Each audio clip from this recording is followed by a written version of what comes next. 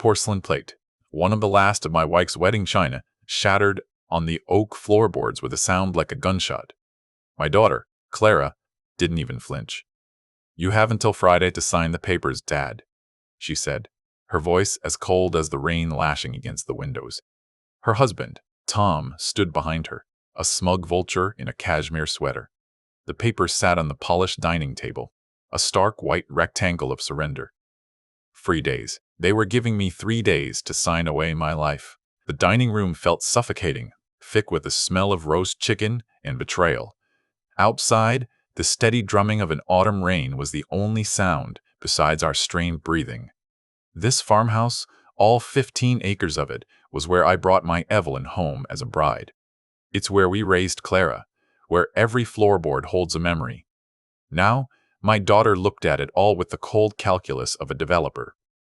"It's for the best," Tom added, his hand resting on Clara's shoulder. "Think of it as simplifying your estate." Clara pushed a pen across the table. "We've already spoken to the lawyers.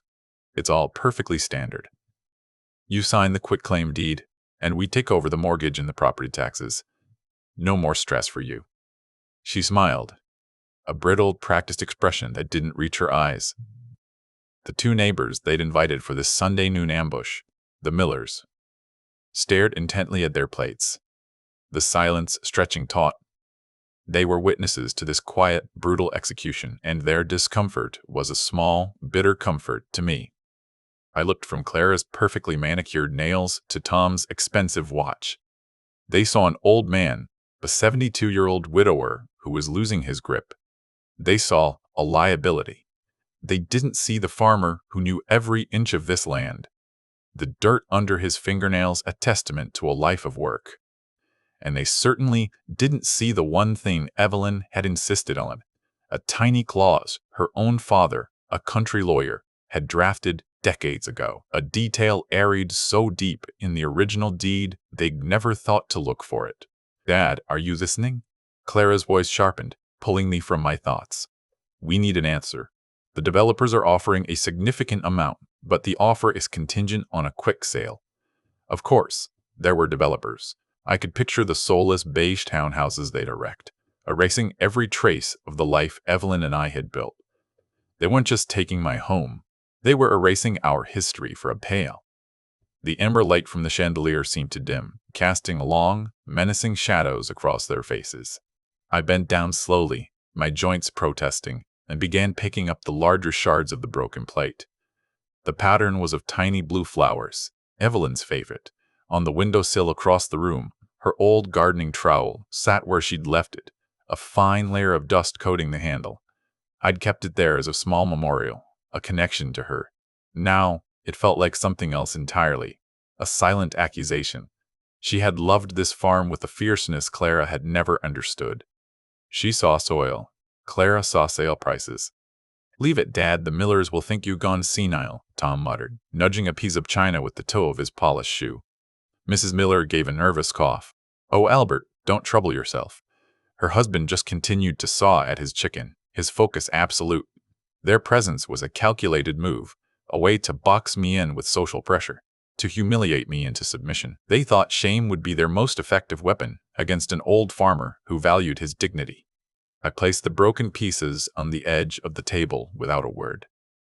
I looked at Clara, my daughter, her face a mask of impatient resolve. I remembered teaching her to ride her bike on the long gravel driveway, her pigtails flying behind her.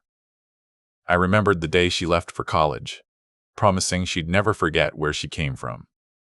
The memory felt like a lifetime ago, a story about someone else's daughter. The woman before me was a stranger, her heart filled with things I couldn't recognize. "We're doing this for you," she insisted, her voice softening into a tone of faux concern. It was more insulting than her anger. "You can't manage this place alone anymore. What if you fall? Who would know?"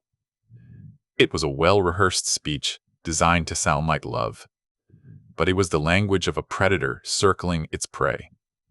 Every word was a justification, a way to paint her greed as an act of grace.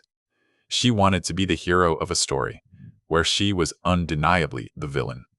Tom chimed in, ever the supportive husband. Clara has been worried sick. We found a lovely apartment for you in the city, just 2 miles from us. It has a walk-in tub and everything, all paid for with the proceeds. They had it all planned out, my entire future packed into a neat little box. A sterile apartment with no soil to till, no porch to watch the sunset from, a gilded cage. The rain hammered harder against the roof, a furious, impotent rhythm mirroring the pounding in my chest. I finally met their eyes, my silence having stretched for an eternity. I'll think about it, I said, my voice raspy.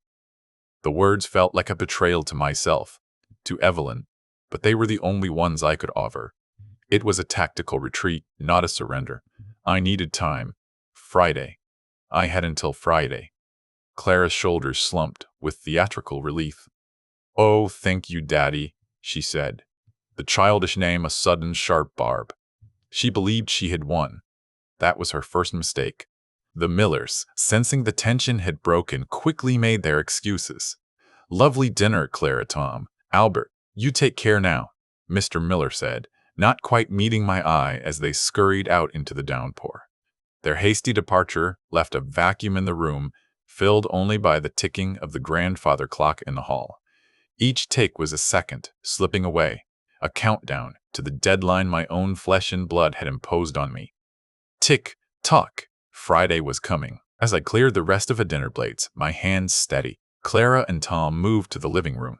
Their voices were hushed, but the old farmhouse walls were thin. He'll sign, Tom said with absolute certainty. He's got no fight left in him. The public pressure worked perfectly. I paused in the kitchen, the weight of the plates in my hands grounding me. He was right about one thing. The public ultimatum was designed to break me. But he was wrong about the fight. It's finally done, Clara whispered back, a tremor of excitement in her voice. Once he signs that quitclaim, the whole property is ours. The developer's pre-offer is $1.2 million. Can you believe it? The number hung in the air, obscene and glittering. That was the price of my home, my life, my memories. That was the sum for which my daughter was willing to sell her soul. But she was celebrating too early. A quitclaim deed only transfers interest. It doesn't erase prior claims or conditions. I continued washing the dishes, the warm water a small comfort against my chilled skin. They saw a frail old man, but what they failed to remember was my trade. A farmer is a strategist. You learn to read the seasons, to anticipate the drought, to prepare for the frost. You learn that the real power lies not in the harvest, but in the deeds of the land itself. And my deed, the one filed at the county courthouse on March 12, 1979, had a surprise Evelyn and I had planted long ago. Monday morning, the rain had stopped, leaving the world washed clean and smelling of damp earth. I bypassed my usual morning coffee and went straight to the roll-top desk in my study. It was a mess of old receipts, tractor manuals, and seed catalogs. But in the back of the bottom drawer, beneath a stack of Evelyn's old photo albums, was a locked metal box. The key was small and simple, and I kept it on the same ring as the key to my pickup truck. Inside the box was a thick stack of documents held together by a brittle rubber band. Birth certificates, our marriage license, the title to my old John Deere. And there, at the very bottom, was a folded, yellowed piece of paper. It was a copy of the original deed to the farm. I ran my thumb over the typed words, my heart a steady, determined drum. Evelyn's father had been a meticulous man. He believed in protecting family land from precisely this kind of generational greed. The clause was right there in paragraph 7. It was a reversionary clause, a condition subsequent. The language was dense, full of legalese, but the intent was crystal clear. The property was granted to me, Albert, and my heir, Clara, on the condition that it remain a working family farm. If any attempt was made to sell the land to a non-family commercial developer, ownership would automatically revert to the estate of the original grantor, Evelyn's father, an estate whose sole beneficiary was now a distant cousin in Nebraska. Clara and Tom hadn't done their homework. They had a recent title search, no doubt, showing me as the owner. But a standard search wouldn't necessarily flag a decades-old condition on the original deed of transfer. They had assumed ownership was simple, absolute. They saw the farm as a commodity, an asset to be liquidated. They never understood that to Evelyn's family, it was a legacy with built-in, ironclad protection, a poison pill for predators, even when they shared your bloodline. I felt a grim smile touch my lips. Clara's ultimatum wasn't a threat. It was a trap she was setting for herself. If I signed her quitclaim deed, transferring my interest to her, and she then proceeded with the sale to the developers, she would be the one to trigger the clause. The moment she signed the developer's contract, the land would vanish from her grasp like smoke. She would be left with nothing but the legal fees and a mortgage on a property she no longer owned. The phone rang, shrill in the quiet house. It was Clara. "Just checking in, Dad. Have you thought about it?" Her voice was sickly sweet. "Yes," I said calmly. "I've been thinking about it a great deal." "And?" she pressed, the impatience leaking through. "I'm coming to a decision. I'll let you know on Friday, just as you asked." I could almost hear her triumphant smile through the phone. "Great, Dad. We'll come by around noon to pick up the signed papers. This is the right thing to do." On Tuesday, I made a trip into town. Not to a lawyer. Not yet. I went to the feed store. It's the unofficial heart of our small rural community. Mike, the owner, was sorting bags of seed corn. "Albert, good to see you. How are you holding up?" he asked, his voice full of genuine concern.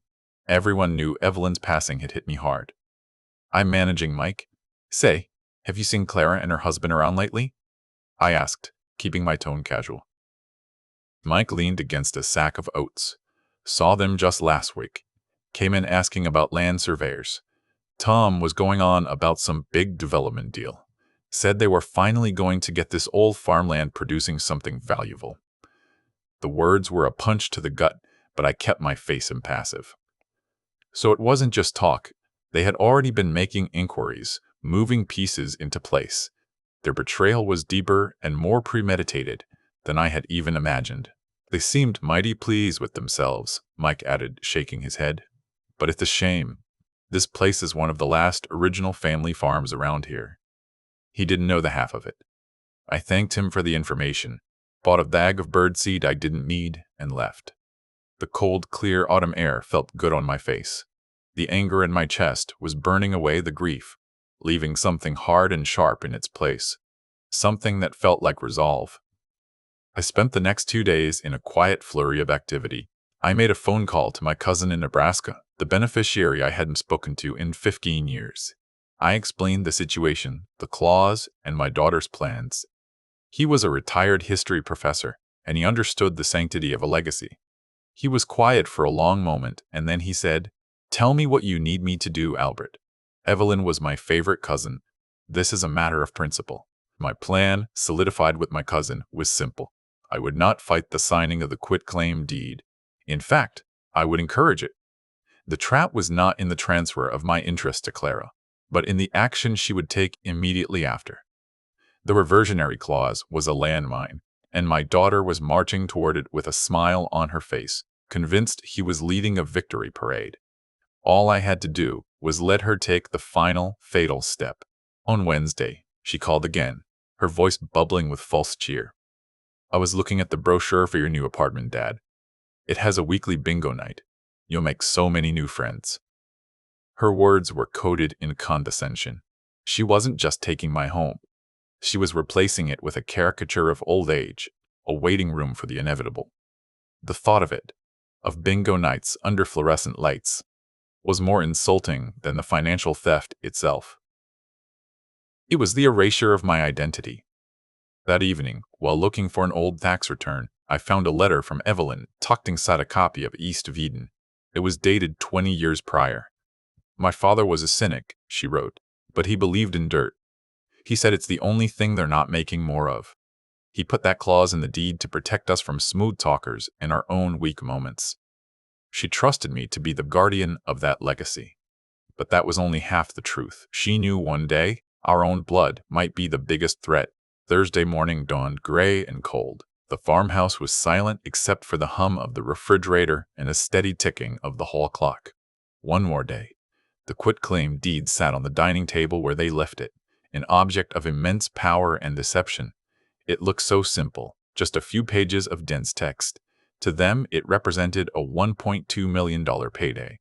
To me, it was the bait. The silence in the house was heavy with unspoken words, with the ghosts of happier times. Around midday, I saw Tom's luxury sedan driving slowly down the public road bordering our property. There was another man in the passenger seat, pointing towards the north pasture, a surveyor. They were already carving it up, imagining the streets and cul-de-sacs that would replace my fields of corn. They didn't even bother to pull into the driveway. It was an act of profound disrespect, a signal that in their minds, this land was already theirs. They were measuring the dimensions of their own arrogance. For a moment, sitting in my worn armchair, I felt the full weight of my 72 years. The fight too large, the betrayal too deep. Maybe I should just sign the papers, move to the sterile apartment, and let it all go. The grief for Evelyn washed over me, a sudden, powerful wave. Facing this alone felt like an impossible task. The silence of the house pressed in, and for the first time, I felt the profound loneliness they were counting on to break me. Then my eyes fell on a framed photo on the mantel. It was of Evelyn and me, taken 30 years ago, standing in front of the big oak tree by the creek. I remembered a promise I'd made to her in the final quiet days of her life. Never let them pave it, Albert. She had whispered, her voice frail. Promise me.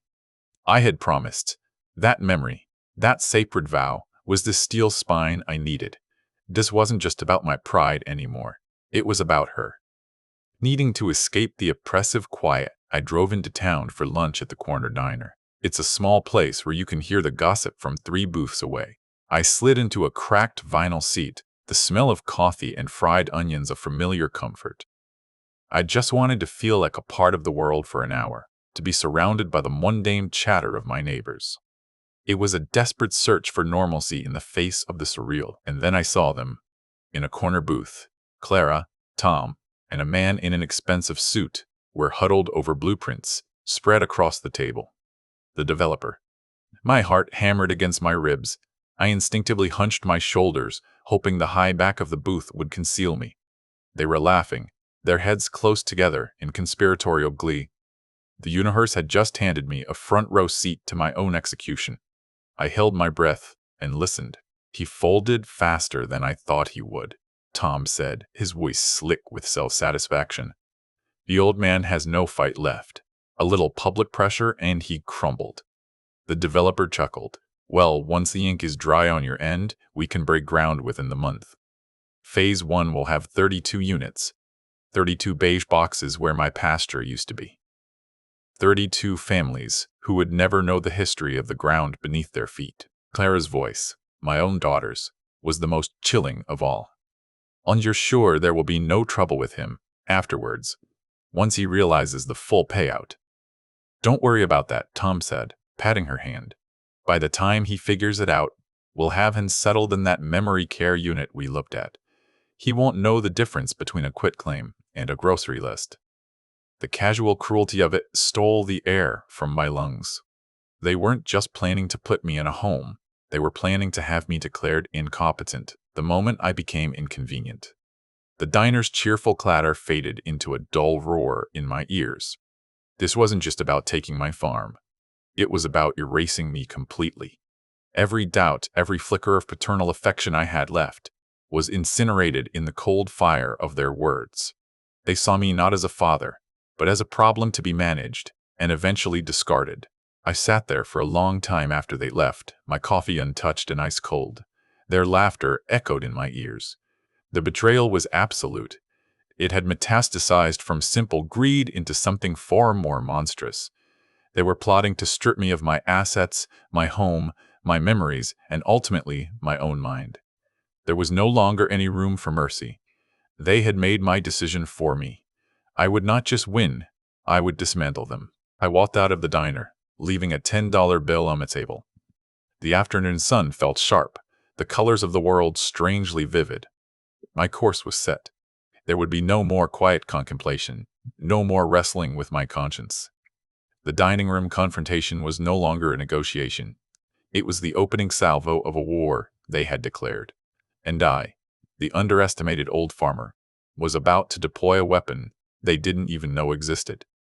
My steps were steady as I walked to my truck. My first call was not to my cousin, but to a number I hadn't dialed in years.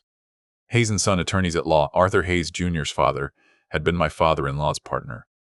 "Arthur? It's Albert. I need to talk to you about a reversionary clause in an old deed your father helped draft in the 70s. There was a pause, then a low whistle on the other end of the line. "Albert, I was wondering if anyone would ever call me about that. I'll be damned." I spent an hour on the phone with him, laying out every detail of Clara and Tom's scheme. I told him about the public ultimatum, the surveyor, the overheard conversation at the diner. He listened without interruption. When I finished, he said, "It's a masterpiece of legal foresight, Albert. Your father-in-law built you a fortress, and your daughter is about to hand you the keys to the gate.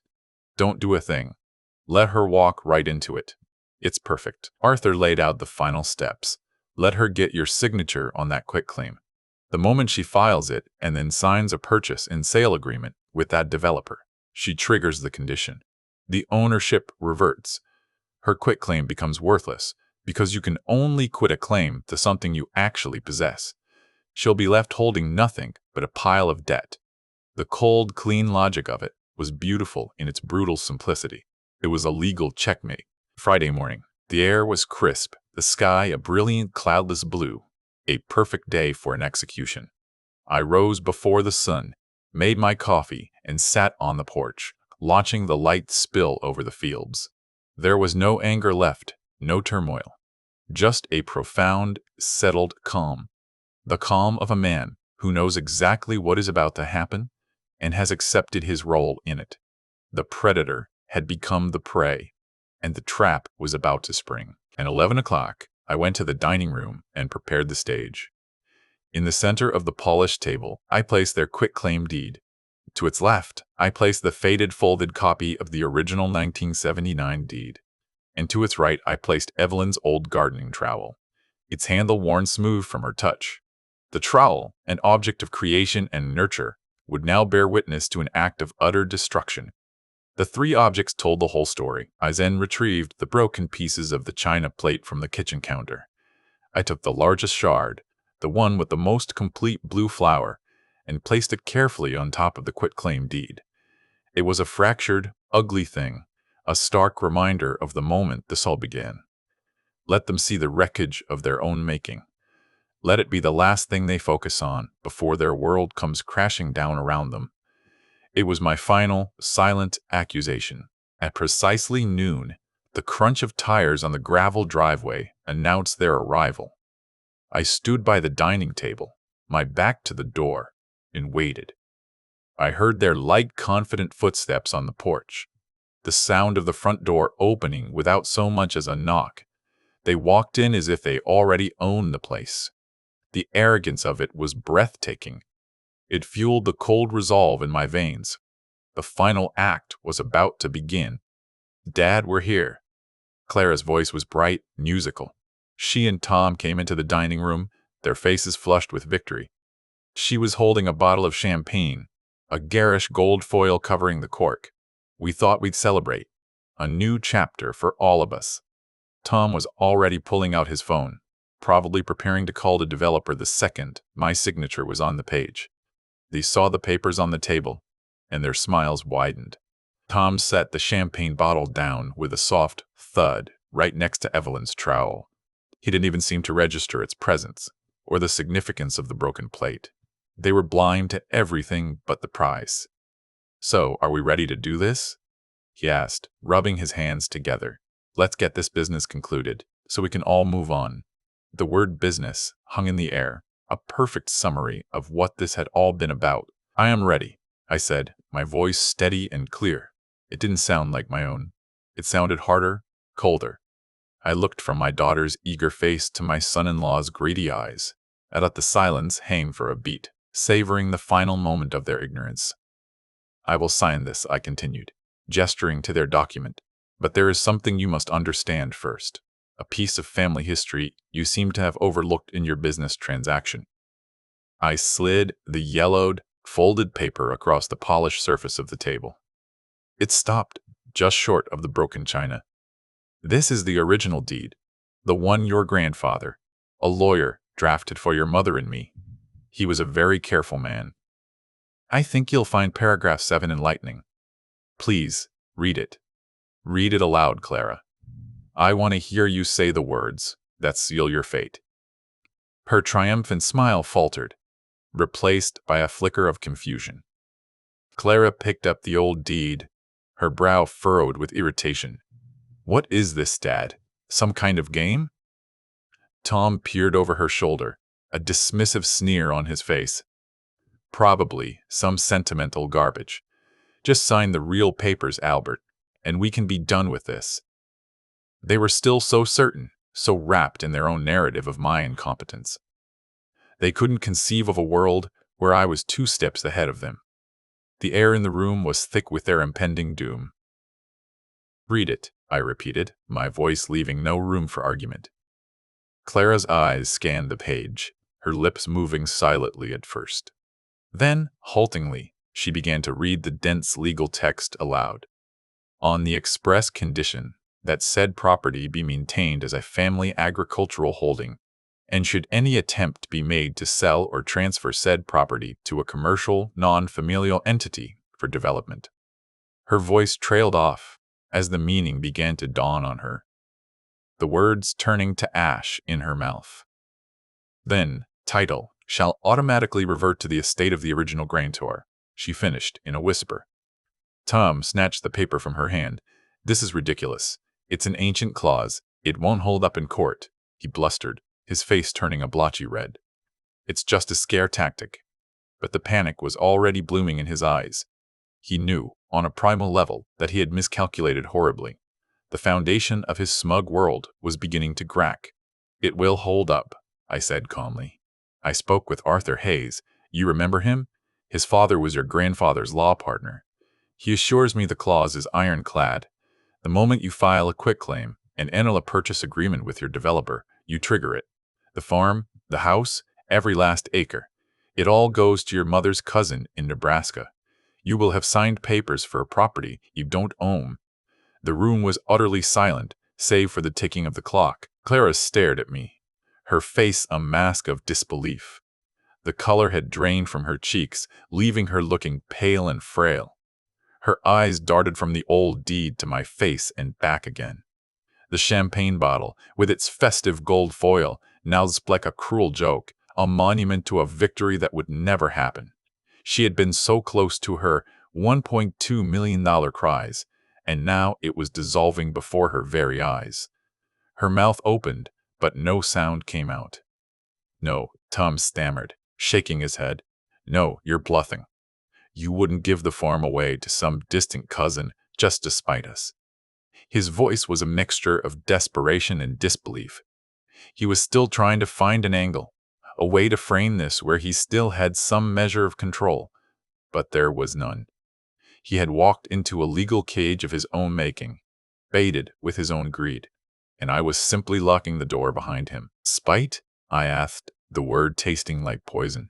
You coming to my home? You shatter your mother's china. You give me an ultimatum in front of my neighbors. I overhear you in a public diner, plotting to have me committed the second I am no longer useful to you. You call that business. I call this a consequence. Every word was deliberate, a precise, painful strike. I wanted them to understand the full scope of their misjudgment, to feel the weight of it. Clara finally found her voice, and it was the one she always used as a last resort, the voice of a wounded child. Daddy, please, she begged, tears welling in her eyes. We made a mistake. We were wrong. We can fix this. Don't do this to me, to your own family. The performance was pathetic. She wasn't sorry for the betrayal, only for the fact that it had failed so spectacularly. Her tears were for her lost money, not for her lost father. Family? I looked at the broken piece of china still sitting on their quitclaim deed.